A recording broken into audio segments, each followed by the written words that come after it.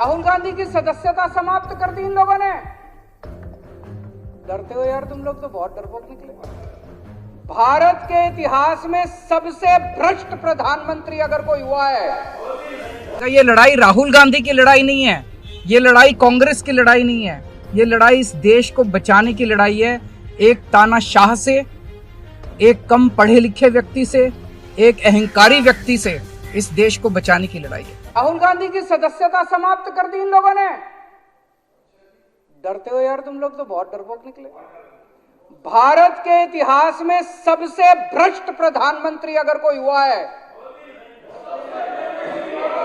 सबसे भ्रष्ट प्रधानमंत्री अगर कोई हुआ है, भारत के इतिहास में सबसे भ्रष्ट, भारत के इतिहास में सबसे कम पढ़ा लिखा प्रधानमंत्री अगर हुआ है, मैं नहीं समझता आजाद भारत में कोई 12वीं पास प्रधानमंत्री हुआ है। उनसे सरकार चलती नहीं है, अहंकार उनका 7वें आसमान के ऊपर है। सवेरे से शाम तक इसको जेल भेजो, इसकी सदस्यता रद्द करो, इसको जेल भेजो, बस सवेरे से शाम तक यही चलता रहता है। अभी थोड़ी देर पहले खबर आई कि राहुल गांधी जी को लोकसभा की सदस्यता से बर्खास्त कर दिया गया है। जिस तरह से उन्हें उस मानहानि केस में फंसाया गया, मैक्सिमम सज़ा दी गई और 24 घंटे के अंदर उनकी लोकसभा की सदस्यता बर्खास्त कर दी गई, ये हमारे देश के लिए बहुत चिंता का विषय है। हम जुडिशरी का सम्मान करते हैं, लेकिन जो जजमेंट आया हम उसका समर्थन नहीं करते। जिस तरह से उनकी सदस्यता बर्खास्त की गई है, वो एक कायराना हरकत है, वो एक डरी हुई सरकार की निशानी है। लेकिन देश के लिए पूरा आजकल देश के अंदर जो चल रहा है वो देश के लिए बहुत खतरनाक है। पूरे देश से ये एक ऐसा माहौल बनाना चाहते हैं कि देश में बस एक ही पार्टी बचे, वन नेशन वन पार्टी, और सारी पार्टियों को ख़त्म कर दिया जाए। ये एक ऐसा माहौल बनाना चाहते हैं कि एक ही नेता बचे, वन नेशन वन लीडर, बाकी सारे लीडर्स को ख़त्म कर दिया जाए। इसी को तो तानाशाही कहते हैं, इसी को तो डिक्टेटरशिप कहते हैं। पूरा देश ये देख रहा है। मैं देशवासियों से अपील करना चाहता हूँ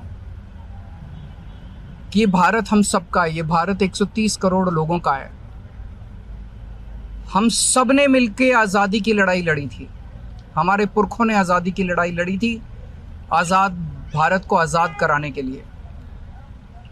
लेकिन आज की जो सरकार है, प्रधानमंत्री नरेंद्र मोदी जी के नेतृत्व में, इस सरकार का स्वरूप अंग्रेजों की सरकार से भी बहुत ज़्यादा खौफनाक और ख़तरनाक है। अब लोगों को सामने आना पड़ेगा, लोगों को सामने आके इसके खिलाफ लड़ाई लड़नी पड़ेगी। अगर हमने भारत को बचाना है तो 130 करोड़ लोगों को एक साथ इकट्ठे होके इस लड़ाई में शामिल होना पड़ेगा। सरकार किसी की बने, कल को सरकार चाहे इसकी बने चाहे उसकी बने, इस पार्टी की बने उस पार्टी की बने, वो ज़रूरी नहीं है। लेकिन जिस तरह से जनतंत्र के ऊपर हमला किया जा रहा है वो सही नहीं है। पार्टियां इंपॉर्टेंट नहीं है, मैंने कहा लोग इंपॉर्टेंट हैं। अभी अभी मैंने संसद के अंदर, विधानसभा के अंदर एक एग्जाम्पल दिया। एक ऑटो रिक्शा वाला मिला, ऑटो रिक्शा वाला मुझे कह रहा था, जी मुझे व्हाट्सएप मैसेज भेजने में डर लगता है। मैंने कहा क्यों? कहते हैं शायद गिरफ्तार ना कर लें। इस देश के अगर एक ऑटो रिक्शा वाले को व्हाट्सएप मैसेज भेजने में डर लगता है तो आपने 130 करोड़ लोगों को डरा के रखा हुआ है। ऐसे देश कैसे चलेगा? डर डर के लोग कैसे जिएंगे? और क्यों डर डर के जिए? हम, हमारा देश है, हम आज़ाद भारत के आज़ाद नागरिक हैं, हम क्यों डर डर के जिए? पूरे देश को व्यापारी डरा हुआ है, किसान डरा हुआ है, मजदूर डरा हुआ है, नेता डरे हुए, सब लोगों को डरा के रखा, जुडिशरी डरी हुई है, जज डरे हुए हैं, मीडिया वाले डरे हुए हैं, सबको धमकाते हैं ये लोग, सबको ईडी और सीबीआई और इनकम टैक्स की धमकी देते हैं लोग। हमारे आपस के रिश्ते इंपॉर्टेंट नहीं है, इस टाइम देश को बचाना इंपॉर्टेंट है। मीडिया के ऊपर प्रहार हो और मैं अगर कहूं कि मेरी इस चैनल से बनती नहीं है, वो इंपॉर्टेंट नहीं है। किसी से बनती है या किसी से नहीं बनती, इससे व्यक्तिगत अच्छे रिश्ते हैं कि व्यक्तिगत बुरे रिश्ते हैं, वो इंपॉर्टेंट नहीं है। 130 करोड़ लोगों को, सब लोगों को साथ आना पड़ेगा।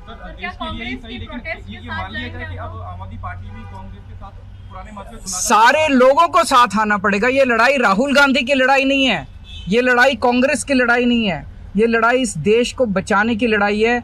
एक तानाशाह से, एक कम पढ़े लिखे व्यक्ति से, एक अहंकारी व्यक्ति से इस देश को बचाने की लड़ाई है।